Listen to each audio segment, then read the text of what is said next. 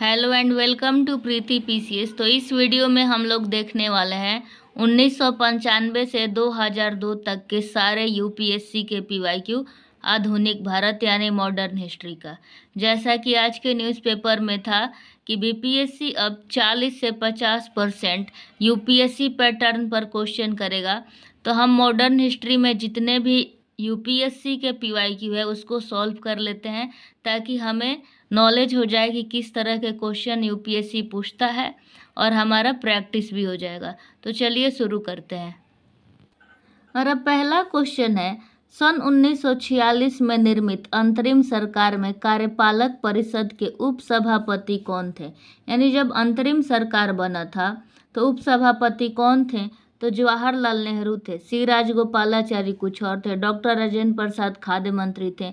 Doctor S Radhakrishnan का इस अंतरिम सरकार से कोई लेना देना नहीं था, इसमें इनका कोई रोल नहीं था। इसका एक्सप्लेनेशन देख लेते हैं।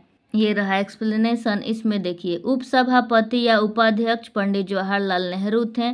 ठीक। सी राजगोपालाचारी को शिक्षा मंत्रालय मिला था। डॉक्टर राजेंद्र प्रसाद को खाद्य एवं कृषि विभाग सौंपा गया था। एस राधाकृष्णन इस अंतिम सरकार में शामिल नहीं थे। वल्लभ भाई पटेल को गृह, सूचना और प्रसारण मंत्रालय मिला। बलदेव सिंह को रक्षा मंत्रालय, अरुणा आसफ अली को रेल मंत्रालय और मुस्लिम लीग के जो लियाकत अली थे उनको वित्त मंत्रालय का भार सौंपा गया था। हमारा दूसरा क्वेश्चन है, हुगली को बंगाल की खाड़ी में समुद्री लूटपाट के लिए किसने अड्डा बनाया? यानी बंगाल की खाड़ी के साइड, ये हुगली की बात कर रहा है। फ्रांसीसियों ने, पुर्तगालियों ने, डेनमार्क वालों ने या फिर अंग्रेजों ने? तो पुर्तगालियों ने बनाया था। इसका भी एक्सप्लेनेशन देख लेते हैं थोड़ा सा। ये देखिए, जो पुर्तगाली गवर्नर था नीनो डी कुन्हा, इसने हुगली में पुर्तगाली बस्तियां स्थापित कर भारत के पूर्वी समुद्री क्षेत्र पर अपना प्रभाव स्थापित किया। यानी जो हमारे इंडिया का पूर्वी, हमारा ईस्ट साइड में जो है, इधर बंगाल की खाड़ी के साइड और हुगली वगैरह, यहाँ पे अपने प्रभुत्व को स्थापित किया। किसने? पुर्तगालियों ने। पुर्तगालियों के बढ़ते प्रभाव को समाप्त करने के लिए मुगल सम्राट जो था शाहजहां, इसके शासनकाल में कासिम खान ने 1632 में हुगली पर कब्जा कर लिया। किस लिए कब्जा किया था? ताकि पुर्तगालियों का जो भी प्रभाव बढ़ रहा है इधर बंगाल के साइड में, हम इसको ख़त्म कर सके। तो शासक कौन था? मुगल शासक कासिम खां। एक्स्ट्रा फैक्ट है, इसको ध्यान में रखना है। हमारा तीसरा क्वेश्चन है, मोडी लिपि का प्रयोग किनके लेखों में किया जाता था? वाडेयारों के, जो मिरनों के, यानी जो मोडी स्क्रिप्ट था, होयसल वंश के जो थे वो यूज करते थे या मराठा लोग यूज करते थे? मोडी स्क्रिप्ट का यूज़ मराठा लोग यूज करते थे, ये खबर मिली हुई है। और इसका अभी पूरी तरह से अभी इतिहासकारों में मतभेद भी है। तो अब आ जाते हैं अपने अगले प्रश्न पे। यहाँ पे एक मैप दिया हुआ है और दिखा रहा है कि फर्स्ट क्वेश्चन जो है वो फर्स्ट जो मार्क है वो सिंधिया है, सेकंड जो है वो होलकर का है और थर्ड है गायकवाड़ का, और भोसले जो है ये है महाराष्ट्र में। तो यहाँ पे थोड़ा सा एक्सप्लेनेशन देख लेते हैं कि ये जो शक्ति केंद्र था, पावर सेंटर था, ये सब वंशों का, जो गायकवाड़ थे, मराठा थे, होलकर थे, भोसले थे, इनका कहाँ कहाँ क्षेत्र था। तो हो सकता है अब तो ऐसे मैप वाला क्वेश्चन पूछेगा नहीं, लेकिन मैच करने के लिए आ सकता है। तो हम इसको एक बार देख लेते हैं एक्सप्लेनेशन। इसका एक्सप्लेनेशन है कि जो सिंधिया थे ना, शक्ति केंद्र, इनका क्षेत्र था ग्वालियर। ठीक। जो होलकर थे इनका था इंदौर। गायकवाड़ों का था बड़ौदा यानी गुजरात साइड में, और जो भोसले थे ये महाराष्ट्र नागपुर। तो ये ध्यान में रखना है कि अगर राजवंश शक्ति केंद्र और उसका क्षेत्र मैच करने के लिए दे दे तो ये इसे हमें ध्यान में रखना है। हमारा अगला प्रश्न है, निम्नलिखित में से कौन सा युग्म सही सुमेलित है? बक्सर का युद्ध मिर्जाफर के विरुद्ध क्लाइव, ये वाला सही है। या बांडीवास का युद्ध फ्रांसीसी विरुद्ध ब्रिटिश ईस्ट इंडिया कंपनी, तो यही सही है। जालियांवाला युद्ध जो हुआ था वो डलहौजी विरुद्ध मराठे, तो नहीं। खेड़ा युद्ध, निज़ाम विरुद्ध ईस्ट इंडिया कंपनी, तो ये भी नहीं। इसका भी एक्सप्लेनेशन देख लेते हैं क्योंकि बहुत ज़रूरी है। ज़रूरी नहीं कि यहाँ पे सेम क्वेश्चन हमें बीपीएससी में देखने को मिले, क्या पता कुछ एक्स्ट्रा फैक्ट एक्सप्लेनेशन से वो लोग दे दें। तो हमें सब क्वेश्चन का एक्सप्लेनेशन देखना है जो मोस्ट इम्पोर्टेंट है। तो देख लेते हैं। जो बांडीवास का युद्ध हुआ था ना 22 जनवरी 1760 में, ये ईस्ट इंडिया कंपनी यानी अंग्रेज और फ्रांसीसियों के बीच लड़ा गया था, ठीक है। इसमें क्या हुआ था, इस निर्णायक लड़ाई में आयरकुट के नेतृत्व में अंग्रेजी सेना ने काउंट लाली के नेतृत्व वाली फ्रांसीसी सेना को पराजित कर दिया।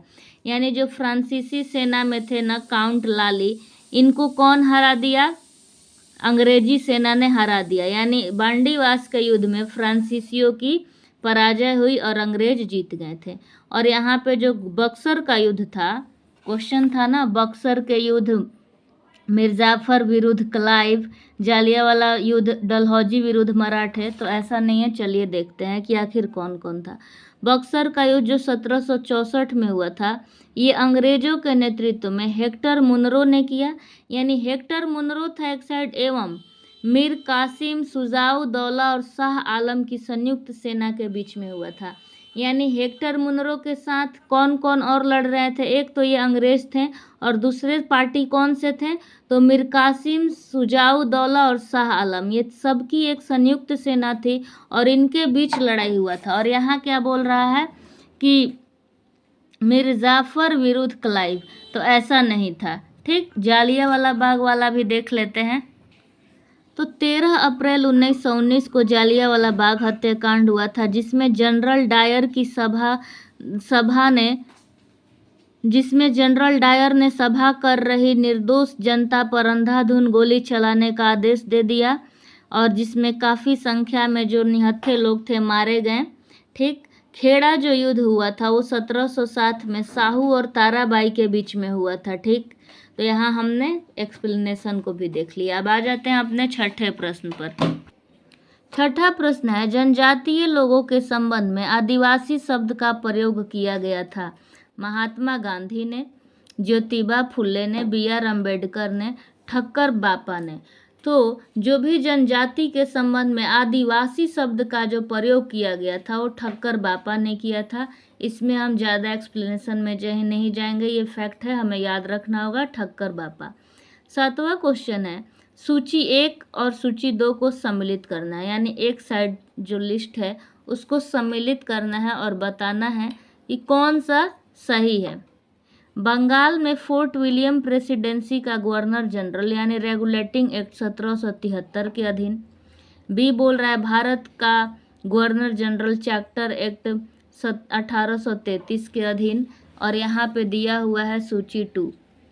यानी इस क्वेश्चन में थोड़ा सा अगर एक साइड सूची इधर और एक साइड ऐसे रहे तो इसको हम यहाँ पे थोड़ा सा स्किप करते हैं और अच्छे से इसको शॉर्ट्स में बना लेंगे लिख के, ताकि सामने सामने रहे तो हमें इजी हो क्वेश्चन को सॉल्व करने में। हम अगले क्वेश्चन पे आ जाते हैं।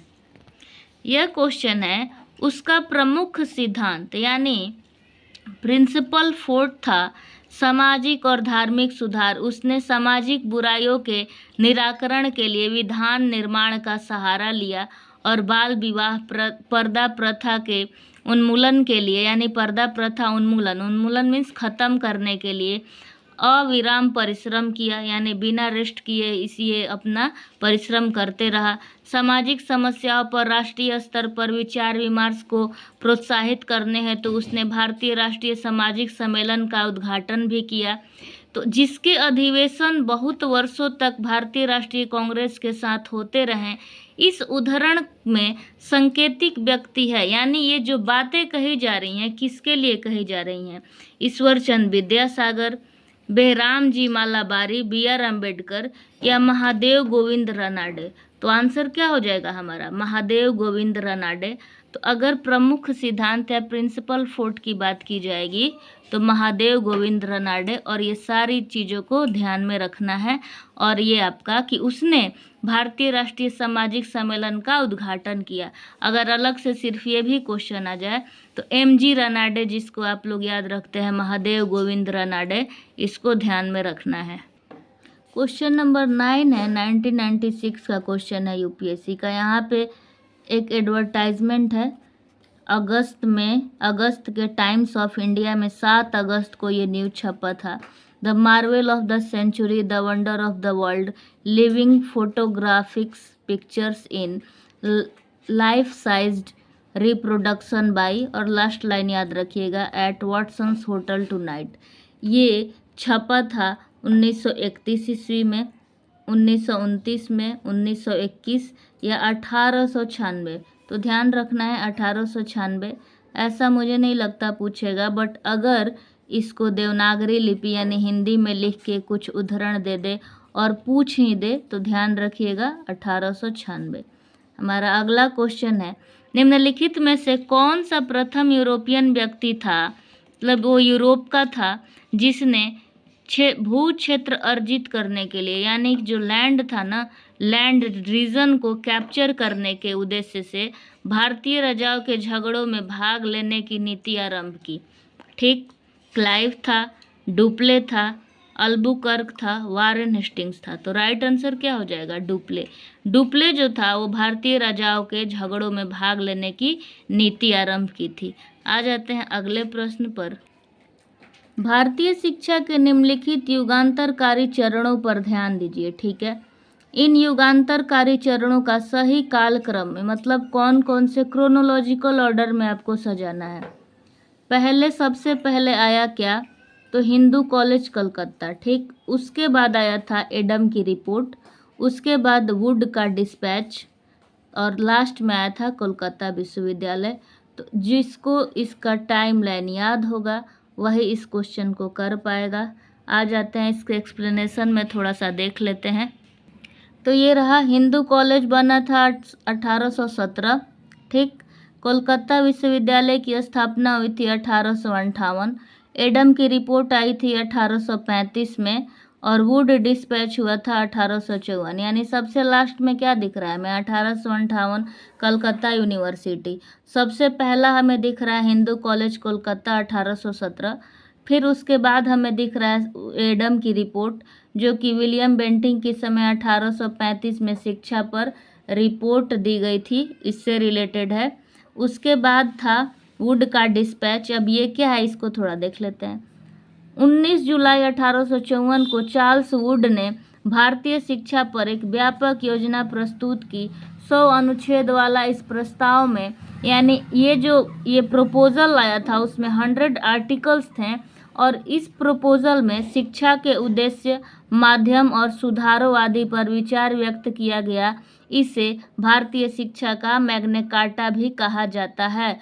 तो इस बात को ध्यान रखिएगा, वुड का डिस्पैच अगर आ जाएगा भारतीय शिक्षा का मैग्ना कार्टा, तो इसको ध्यान में रखना है, इसका डेट याद रखना है। इसमें 100 आर्टिकल थे, ये ध्यान में रखना है। ठीक है, आ जाते हैं अपने अगले प्रश्न पे।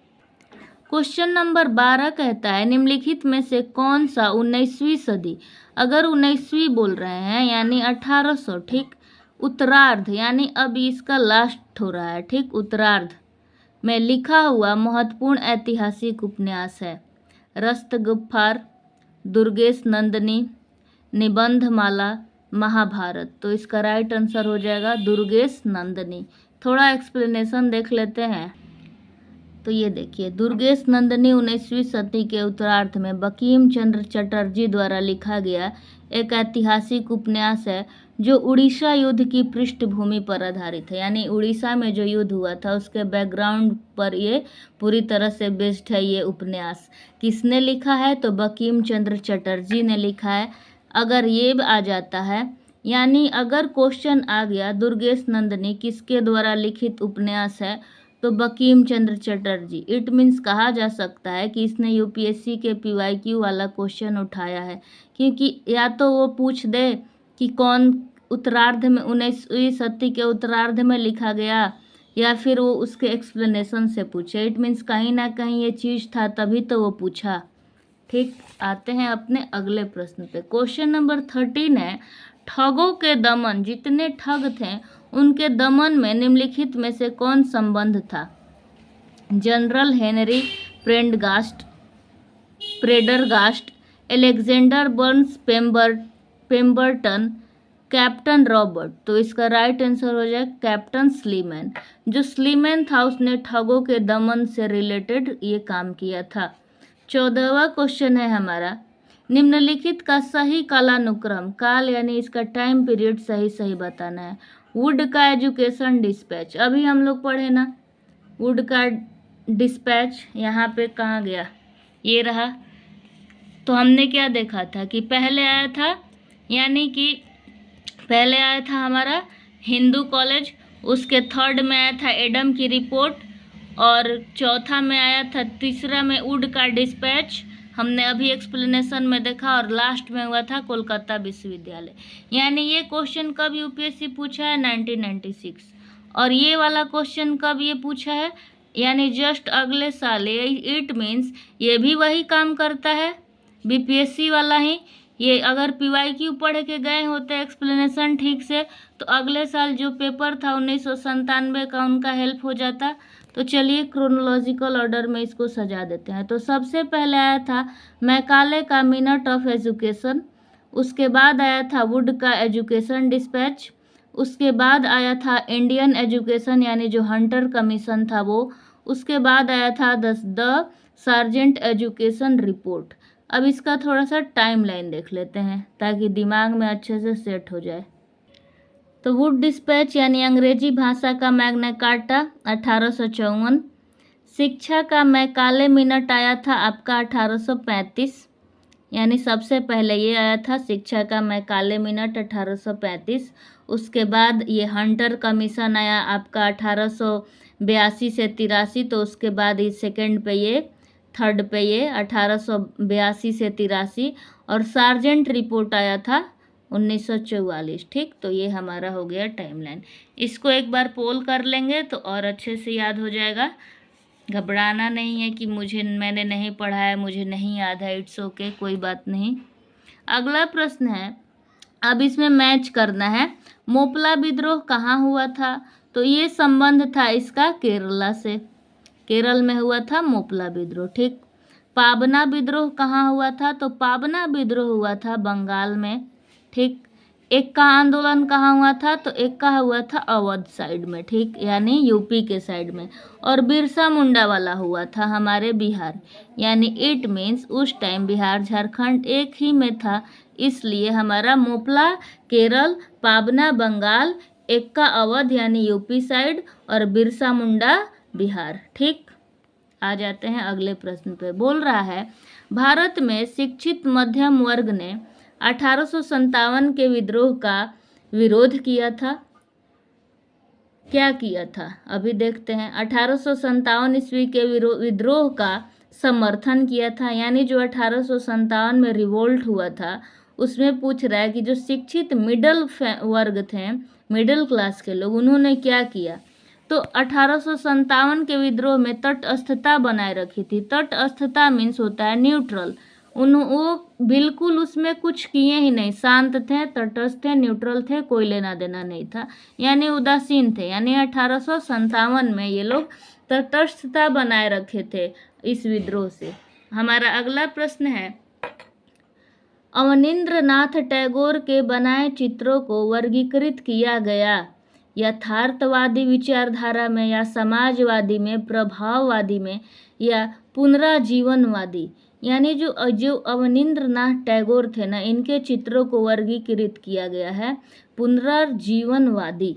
ठीक, ये क्या है थोड़ा सा देखते हैं। तो अवनींद्रनाथ टैगोर पुनर्जीवन आंदोलन के नेता के रूप में जाने जाते हैं। ये बंगाल के आधुनिक चित्रकार हैं। इट मीन्स इनका जो था ना थीम, ये पुनर्जीवन में ये अपना ये विश्वास रखते थे। ये वाद मतलब होता है विचारधारा या फिर इन्हीं के सिद्धांतों पर चलने वाला, यानी कुछ ऐसा जैसे गांधी जी के जो विचार होते हैं उसको हम गांधीवाद बोलते हैं। तो जो अवनींद्रनाथ टैगोर थे, इनका संबंध था पुनराजीवन आंदोलन से, और इनके चित्र को पुनराजीवन कैटेगरी में रखा गया है। आ जाते हैं अपने अगले प्रश्न पर। ब्रिटिश शासन के दौरान भारत में उद्योगों का कोई स्वतंत्र विकास नहीं हुआ, इसका कारण क्या है। बोल रहा है जब ब्रिटिश शासन था ना तो भारत में जो इंडस्ट्रियलाइजेशन था इसका स्वतंत्र रूप यानी इंडिपेंडेंस रूप से ये ना डेवलप नहीं हो पाया। क्यों भाई? उद्योगों का अभाव, विदेशी पूंजी की कमी, प्राकृतिक संसाधनों की कमी, धनिक वर्ग द्वारा भू संपत्ति में निवेश करने को तरजीह दिया जाना। तो इसका राइट आंसर क्या हो जाएगा? उद्योगों का अभाव, क्योंकि यहाँ पे उद्योग जो थे इनकी कमी थी। अभाव मीन्स कमी, ठीक। विदेशी पूंजी की कमी नहीं थी, यानी ये किसी चीज़ की कमी नहीं थी, उद्योगों के अभाव की यानी उद्योगों की कमी थी। एक्सप्लेनेशन देख लेंगे तो चीज़ें और क्लियर हो जाएंगी। तो ब्रिटिश शासन के दौरान ना भारत में उद्योगों का कोई स्वतंत्र विकास नहीं हुआ। इसका मेन रीज़न क्या था? भारत में भारी उद्योगों का अभाव था, यानी भारी मीन्स हैवी इंडस्ट्री जो था हमारे यहाँ कमी था। क्यों? तो भारत की लूट के जरिए जहाँ ब्रिटेन में औद्योगिक क्रांति के लिए आवश्यक पूंजी का संचय हुआ, वहीं भारतीय कुटीर उद्योगों हतोत्साहित किया गया। यानी भारत के जो भी हमारे कुटीर माने जो घर में उद्योग हो जाते हैं उसको ये लोग हतोत्साहित यानी नीचे गिराने की कोशिश किए। अंग्रेजी शासन के चलते देसी रजवाड़े समाप्त हो गए जो इस उद्योग के सबसे बड़े खरीदार एवं संरक्षक थे। ठीक है, अपने उद्योगों हेतु कच्चे माल की आवश्यकता के कारण ब्रिटेन की आर्थिक नीति भारत को कृषि प्रधान बनाए रखने की थी, क्योंकि ये चाहते थे ना कि हमारे यहाँ इंडस्ट्रियलाइजेशन अच्छे से हो और ये कृषि प्रधान ही बने रहें और ये हमसे सिर्फ काम करवाते थे। ठीक, आ जाते हैं अगले प्रश्न पे। भारत में बनने वाली सर्वप्रथम कथा फिल्म जो टॉकी थी, टॉकी मीन्स कथा फिल्म, कौन सी थी? तो याद रखना है आलम आरा। आलम आरा हमारे यहाँ की प्रथम फिल्म थी, कथा फिल्म। क्वेश्चन नंबर 20, अफगानिस्तान के प्रति एक जोश भरी यानी अग्र फॉरवर्ड पॉलिसी का अनुसरण करने वाला गवर्नर जनरल कौन था? तो वो गवर्नर जनरल था लिटन। ठीक है, लॉर्ड लिटन जो था वो अफगानिस्तान के प्रति एक जोश भरी अग्र यानी फॉरवर्ड पॉलिसी का अनुसरण करता था। अगला क्वेश्चन है, उस समय जब नेपोलियन की शक्ति के सामने यूरोप में साम्राज्य धाराशायी हो रही थी, यानी जब नेपोलियन बोनापार्टे था यूरोप के टाइम और उसके साम्राज्य धाराशायी यानी खत्म हो रही थी, तो नीचे लिखे गवर्नर जनरल में से किस एक ने भारत में ब्रिटिश पताका फहराए रखी? ब्रिटिश पताका मतलब अपना परचम को लहराए रखा। कौन सा ब्रिटिशर्स था? तो लॉर्ड हेस्टिंग्स था। ठीक, लॉर्ड हेस्टिंग्स था, वारेन हेस्टिंग्स नहीं, लॉर्ड हेस्टिंग्स। हमारा अगला क्वेश्चन है, निम्नलिखित में से कौन सा कथन सही नहीं है यानी गलत कथन को चूज करना है? नील दर्पण नील की खेती वाले किसानों के शोषण पर आधारित एक नाटक था, तो ये तो एकदम ठीक है, तो और हमें गलत ढूंढना है। अगला है, घासीराम कोतवाल नामक नाटक के लेखक का नाम विजय तेंदुलकर था। तो ध्यान में रखिएगा, नील दर्पण नाटक था और किसानों के शोषण पर आधारित था। ये नाम याद रखिएगा, घासीराम कोतवाल जो था ये भी नाटक था और इसके लेखक विजय तेंदुलकर थे। ये वाला आप देखिए, उर्दू रंगमंच जो फारसी थिएटर पर बहुत अधिक आधारित हुआ करता था। ठीक, हमारा ये वाला कथन है गलत है कि नवीन चंद्र दास लिखित नाटक नवाब, ये जो नवाब नाटक था वो बंगाल के अकाल पर आधारित था। अब क्या इसमें गलत है, इसके एक्सप्लेनेशन को देख लेते हैं। ये देखिए, इसके एक्सप्लेनेशन में दिया हुआ है कि जो घासीराम कोतवाल थे ना, ये एक मराठी नाटक था जिसके लेखक विजय तेंदुलकर थे। 1972 में लिखा गया था। नील दर्पण बंगाली नाटक था, दीनबंधु मित्र द्वारा लिखा गया था। तो यहाँ हमें कुछ एक्सप्लेनेशन में मिला नहीं। इट मीन्स ये कैसे गलत हुआ? नवीन चंद्र दास लिखित नाटक नवाब, तो ये जो नवाब नाटक था ये वाजिद अली ने लिखा था, नवीन चंद्र दास ने नहीं लिखा था, इसलिए ये कथन गलत है। ठीक, अब हम यहाँ पे एक तरफ दिया है बुक और एक तरफ उसके ऑथर यानी किसने लिखा है ये करेक्ट करना है। The first Indian war of independence, ये किसकी बुक है? तो वीडी सावरकर, जिसको बोलते हैं Vinayak Damodar Savarkar. Anand Math, very easy, Bankim Chandra Chatterjee. Life divine, Shri Aurobindo Ghosh. और साधना के लेखक हैं, साधना करना, ध्यान लगाना, रविन्द्रनाथ टैगोर। हमारा अगला क्वेश्चन है, निम्नलिखित घटनाओं पर विचार कीजिए, इन घटनाओं का सही कालानुक्रम बताना है। ठीक है, सबसे पहले कौन विद्रोह हुआ? नील विद्रोह, संथाल विद्रोह, दक्कन दंगे या सिपाही विद्रोह? तो सबसे पहले हुआ था संथाल विद्रोह, उसके बाद सिपाही विद्रोह, ठीक, उसके बाद नील विद्रोह, उसके बाद दक्कन का दंगा। तो इसका टाइम लाइन देख लेते हैं। ये देखिए, नील विद्रोह हुआ था 1859 से 60 के बीच। ठीक है, संथाल विद्रोह हुआ था 1855 में, दक्कन का दंगा हुआ था 1875 में, और सिपाही विद्रोह, जिसको 1857 की विद्रोह भी बोलते हैं, ये 1857 में हुआ था। ठीक, यानी सबसे पहले कौन हुआ है? संथाल विद्रोह, उसके बाद आपका सिपाही विद्रोह, फिर नील विद्रोह, उसके बाद लास्ट में दक्कन में जो दंगा हुआ था, दक्कन प्लेट्यू वाली बात कह रहा है ये, इसीलिए दक्कन दंगा इसका नाम रखा गया है। आई होप आपको यहाँ तक समझ आ गया है। 2002 तक के प्रश्न बस कुछ ही बचे हैं, उसके बाद हमारा वीडियो ख़त्म हो जाएगा। पेशेंस बनाए रखिएगा और वीडियो पूरा देखिएगा। और अगला प्रश्न है, सूची मिलाना है, एक तरफ दिया है वर्ष, एक तरफ घटना। तो 1775 में हुआ था हमारा प्रथम आंग्ल मराठा युद्ध, 1780 में हुआ था द्वितीय आंग्ल मैसूर युद्ध, 1824 में प्रथम आंग्ल वर्मा युद्ध, और 1838 में हुआ था प्रथम आंग्ल अफगान युद्ध। ठीक है, आ जाते हैं अपने अगले प्रश्न पे। यानी आपको एक आइडिया लग रहा है कि किस तरह के प्रश्न को पूछेगा। ब्रिटिश भारतीय राज्य क्षेत्र का अंतिम प्रमुख विस्तार हुआ। ठीक है, डफरिन के समय में, लिट्टन के समय में, कर्जन के समय में। तो राइट आंसर क्या हो जाएगा? डलहौजी के समय में। यानी बोल रहा है ब्रिटिश भारतीय राज्य क्षेत्र यानी का अंतिम प्रमुख विस्तार हुआ। कौन? तो किसके टाइम में राज्यों का ज़्यादा अब अंतिम था और विस्तार हुआ? तो डलहौजी के समय में। क्वेश्चन नंबर 27 बोल रहा है, निम्नलिखित कथनों में से कौन सा कथन गलत है? यानी गलत कथन को चूज करना है। गोवा को 1887 में पूर्ण राज्य का दर्जा मिला, ये ठीक है। दीव जो थी, दमन दीव, खंबात की खाड़ी में एक टापू है, यानी एक आइलैंड है, छोटा सा टापू है, ये भी ठीक है। अब हम देखते हैं अगला स्टेटमेंट। दमन और दीव को भारत के संविधान के 56वें संशोधन द्वारा गोवा से अलग किया गया, ये भी ठीक है। जो दादर और नागर हवेली 1954 ईस्वी में फ्रांसीसी औपनिवेशिक शासन के अंतर्गत थे, ये क्वेश्चन गलत है। ठीक है, क्योंकि फ्रांसीसी के अंतर्गत नहीं थे, पुर्तगालियों के अंतर्गत थे।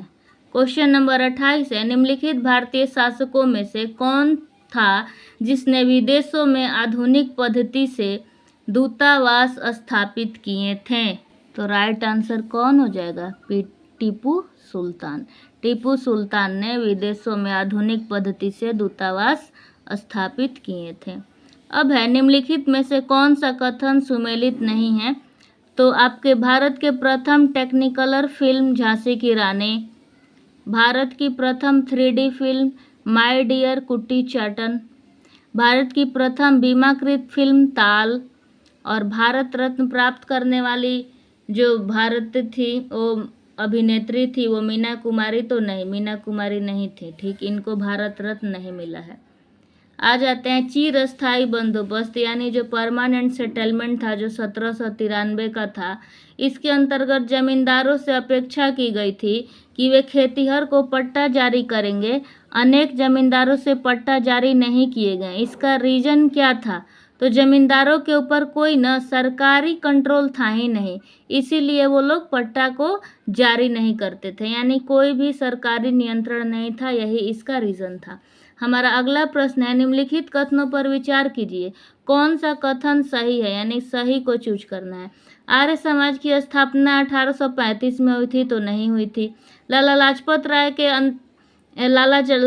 राय ने आर्य समाज के उस आग्रह का विरोध किया था जो उसके सबसे जो उनके अपने समाज सुधारक कार्यक्रम के समर्थक में वेदों का आत्म प्रमाण मानने को लेकर आया था। ये भी कथन गलत है। कौन सा सही है? तो केशव चंद्र सेन के नेतृत्व में ब्रह्म समाज ने नारी शिक्षा के लिए आंदोलन चलाया, ये ठीक है। विनोबा भावे ने शरणार्थियों में काम करने के लिए सर्वोदय समाज की स्थापना की, ये भी ठीक है। ठीक, यानी हमारा राइट आंसर क्या हो जाएगा? 3 और 4। हमारा क्वेश्चन नंबर 32 है, निम्नलिखित अंग्रेजों में से कौन सा था जिसने सर्वप्रथम भगवत गीता का अंग्रेजी में अनुवाद किया था? तो चार्ल्स विकिल्सन था। चार्ल्स विकिल्सन ने भगवत गीता को अंग्रेजी में ट्रांसलेट किया। ठीक, 2002 के अब कुछ क्वेश्चन है। निम्नलिखित में से किस एक ने सन 1875 में हाउस ऑफ कॉमन्स में एक याचिका प्रस्तुत की? ठीक, और ब्रिटिश संसद ने भारत के प्रत्यक्ष प्रतिनिधित्व की मांग की कि भारत में अब डायरेक्ट प्रतिनिधित्व की भैया मांग करते हैं। किसने किया था? तो ये हुआ था द पूना सार्वजनिक सभा में। ठीक है, याद रखिएगा, पूना सार्वजनिक सभा। क्वेश्चन नंबर 34 है, वर्ष 1765 में दीवानी प्रदान के किए जाने के बाद ब्रिटिश सबसे पहले निम्नलिखित में से किस पर्वतीय जनजाति के संपर्क में आए? तो गारो, खासी, जयंती या टिपरा या कुकी। तो ये खासियों के संपर्क में आए थे। जो खासी, जो मेघालय के ट्राइब्स हैं, गारो, खासी और जयंती। और खासी जहाँ पे मौसिन राम हिल्स, ये इसी हिल्स में मौसिन राम यानी चेरापूंजी है। तो ये जो 1765 में दीवानी प्रदान करने के बाद जो ब्रिटिश थे वो सबसे पहले किस जनजाति के संपर्क में आए? तो खासी जनजाति के संपर्क में आए। ठीक, क्वेश्चन नंबर 35 है, एक तरफ ये सूची दिया हुआ है कि एक्ट है बहुत सारे और उसमें क्या प्रावधान है उसको मैच करना है।